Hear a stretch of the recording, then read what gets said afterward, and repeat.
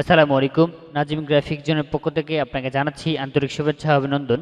তো আমরা অনেকেই এমএস ওয়ার্ডে বাংলা লিখতে গিয়ে আমাদের ফন্টগুলো কিন্তু ভেঙে যাচ্ছে। আমরা এই সমস্যার সম্মুখীন প্রত্যেকটা ব্যক্তিই হচ্ছি। এজন্য আমাদের একটা সেটিং করে রাখলেই আমাদের এই সমস্যাটা আর হবে না। যেমন আমি এক্সাম্পল হিসেবে আপনাকে দেখাই।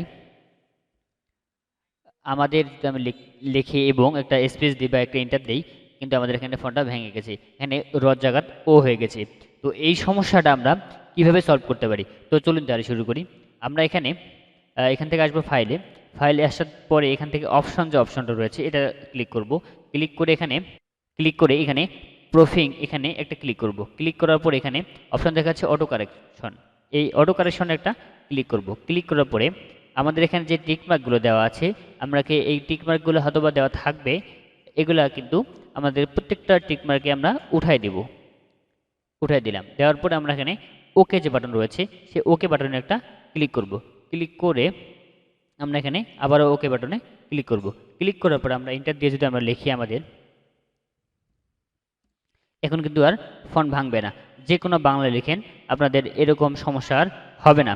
তো আজকে এই পর্যন্তই। ভালো থাকবেন। আল্লাহ হাফেজ।